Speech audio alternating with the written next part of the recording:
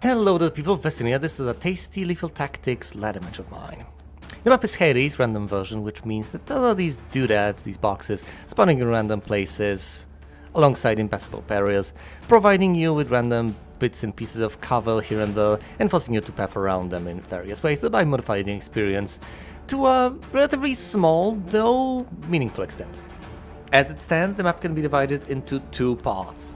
The southern part here is where all of our troops are, both mine on the left and the enemy ones on the right. This is the northern part. It is completely irrelevant. Early on it occurred to both me and my opponent that if we try to move our forces through here, we will simply end up spreading ourselves too thin and we will lose both the groups. Thus, all the action will take place on this part of the map, which we will subdivide into two parts right now, based on cardinal directions.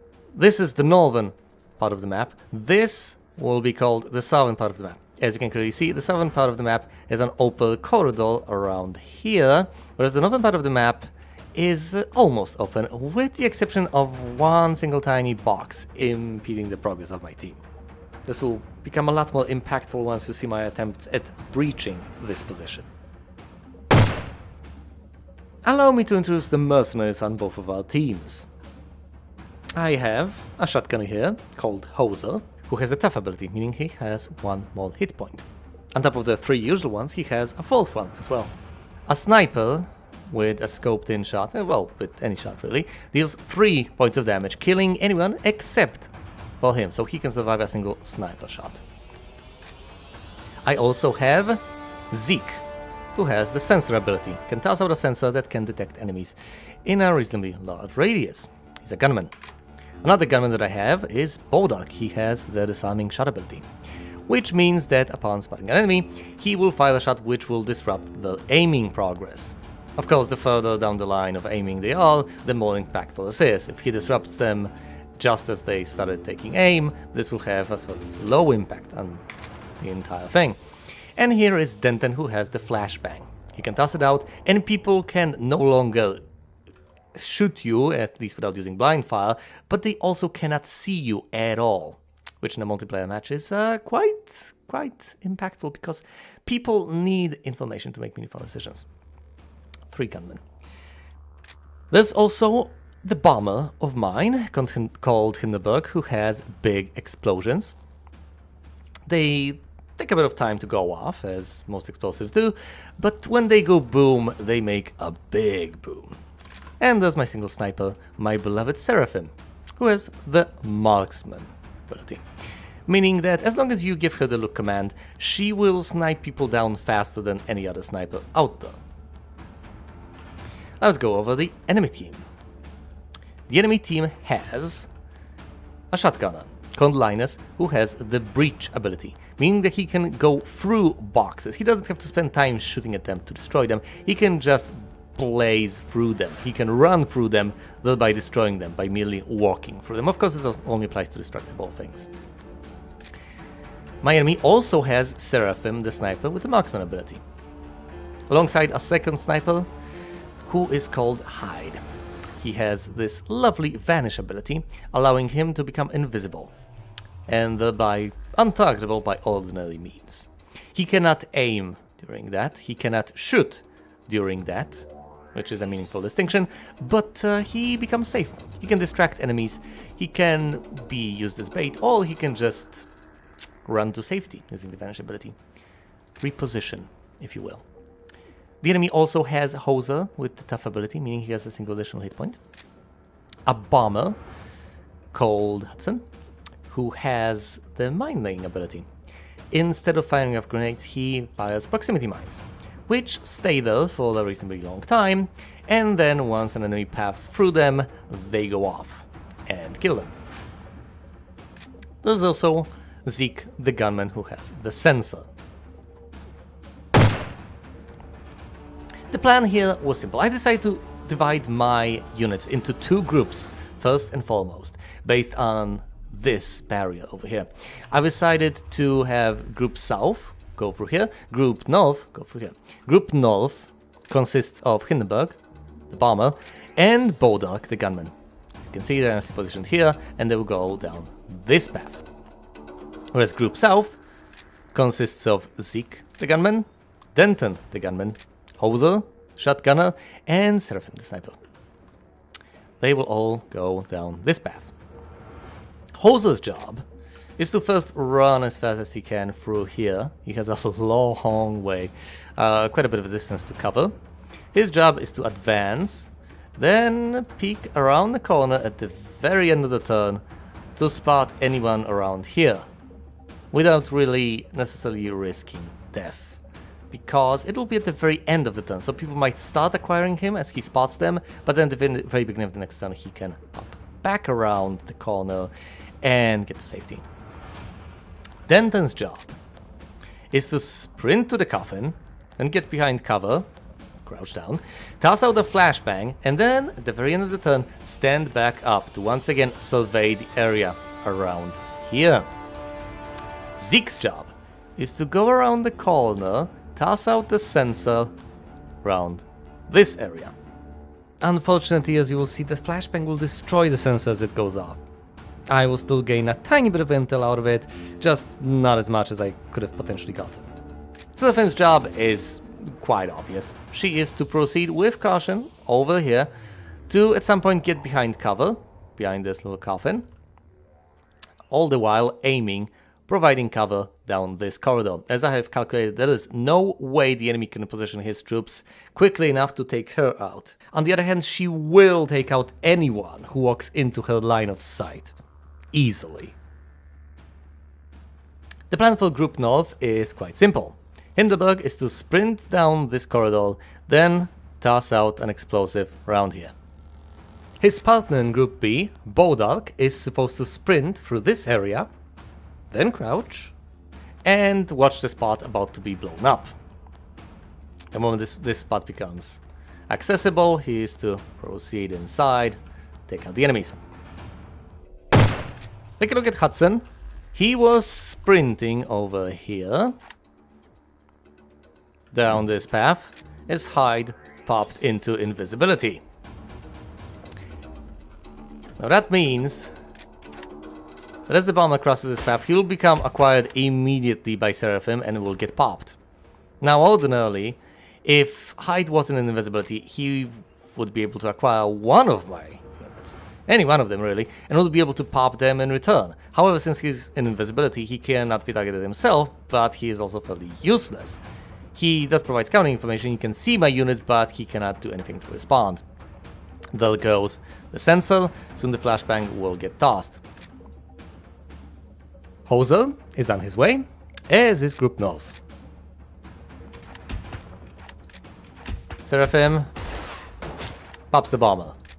Hyde is still in invisibility. The enemy Seraphim proceeds to guard this path. The northern corridor, as I've decided to call it. She spots Hoser and starts to acquire him. Now, Hoser has a long way to traverse. He's out there, vulnerable, running across open space, and just as Seraphim is about to squeeze the trigger, he gets behind cover. He's safe. Do keep in mind that even if that shot got off, he would have only lost 3/4 of his health. He would not have died outright as any other merc would have. Regardless, it was a close call in circumstances I did not foresee. Now, in a somewhat tragic turn of events, over here, you have Hyde popping out of invisibility and starting to acquire Seraphim, since Denton is crouched down behind cover. Now, what do you think will happen? They're acquiring each other at the same time, because she can only start acquiring him once he becomes visible, and then he starts acquiring her. There's a tiny bit of a problem here, though, because this is Seraphim, and that's Hyde. And Seraphim with the look command always fires first. It's a bit of a Han Solo situation we have on our hands. She's about to fire, he is nowhere near that. Up goes the weasel, down he goes. Now let's look at Group North.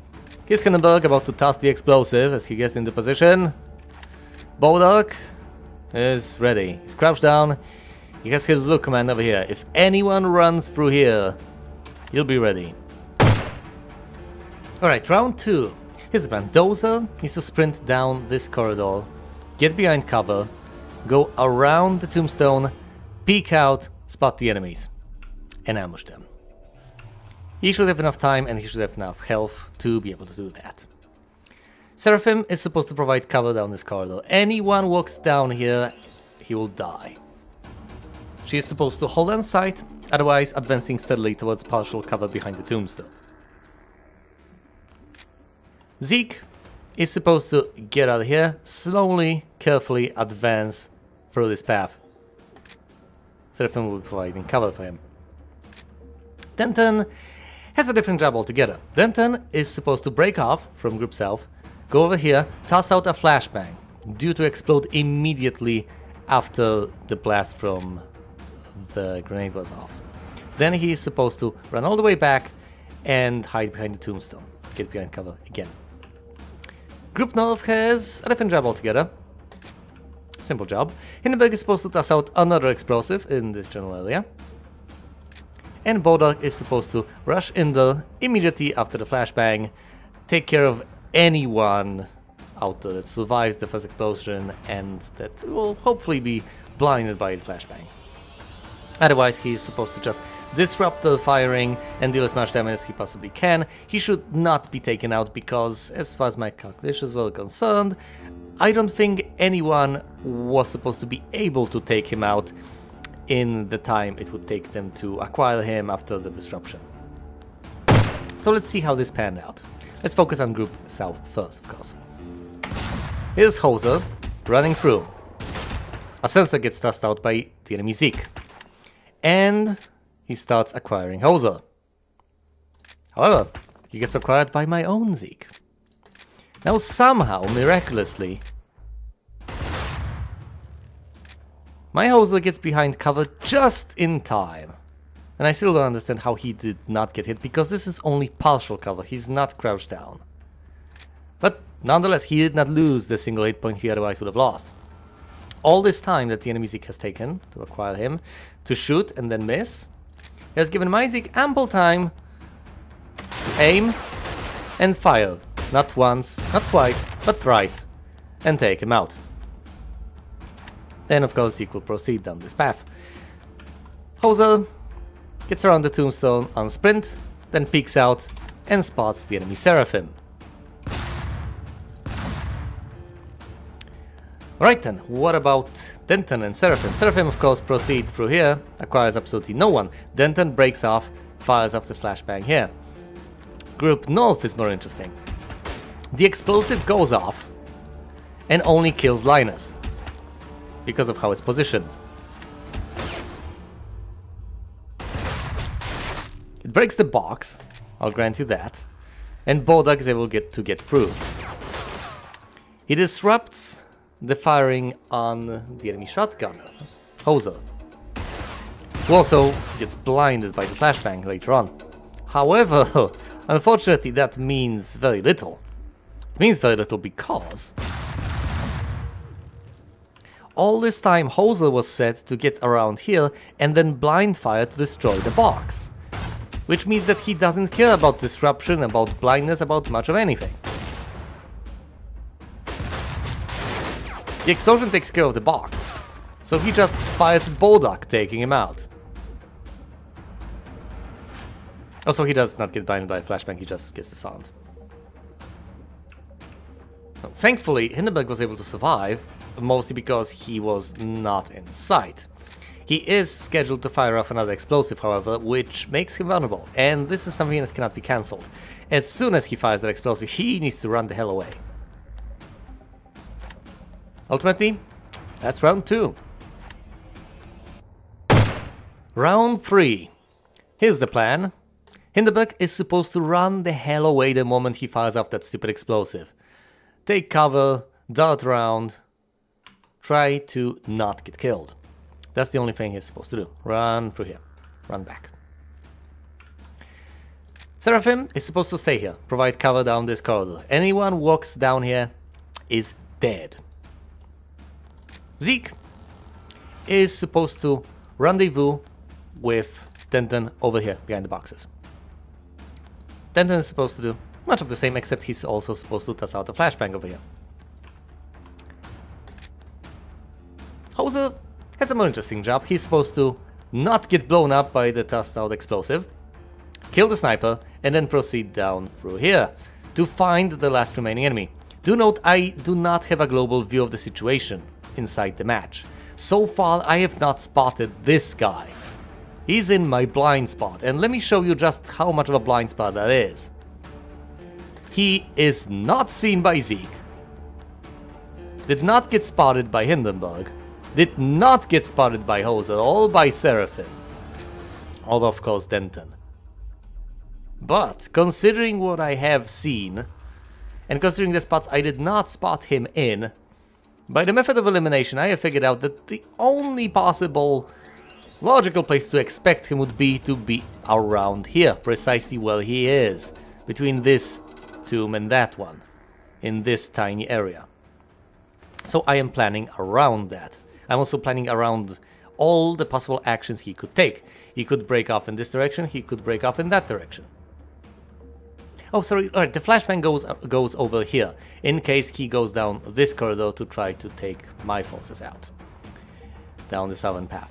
So the flashbang will go here, blind him, if he tries to get through here, or if he tries to go this way to kill Hoser.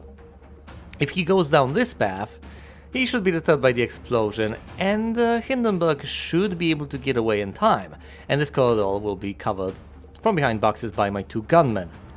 They should get quickly enough to at the very least spot him, if not take him out. I have all my bases covered. Let's see how this played out. The explosive goes out. Hoser waits, takes care of the sniper. This guy runs here. The flashbang goes out. Blinds absolutely no one. Hoser proceeds down here.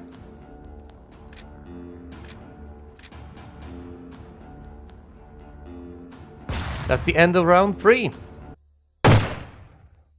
Round 4. Alright. As far as I remember, I still have not seen this guy. I still have not spotted him. Here's Hoser. He does not see him, not quite yet. Seraphim did not see him walk down this corridor. Hindenburg did not see him because he was too busy running the hell away. My gunmen have not spotted him yet. He's an enigma. But, once again, I conclude that he must be somewhere in this area. And I plan for that. I have tried considering the alternatives of him being behind here or going somewhere down the northern path, but they seemed ridiculous to me. So, taking precautions, of course, I've decided that he is probably around here. And if that's the case, I will continue guarding this area with Seraphim. I will proceed down this path with my shotgunner, Hoser, try to take this guy out. The gunman will remain here.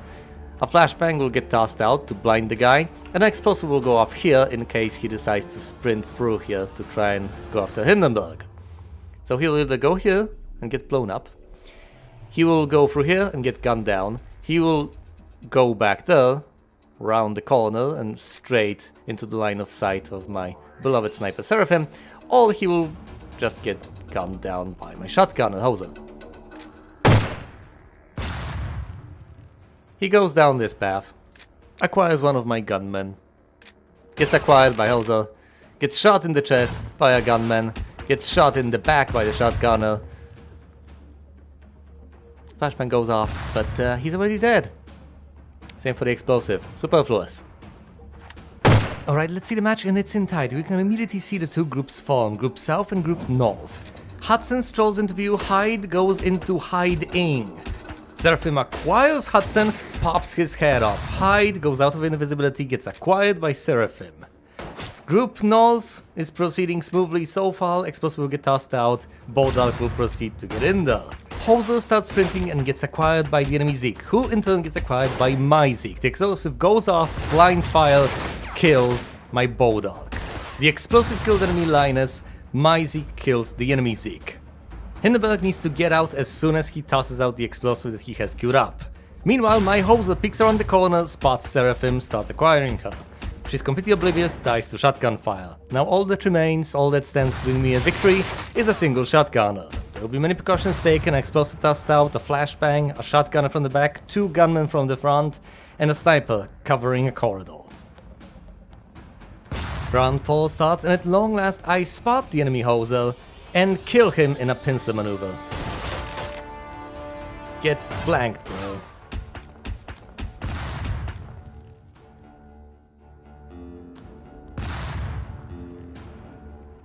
Overall, quite a nice match. 6 kills to 1. Thanks for watching, and you will see me elsewhere.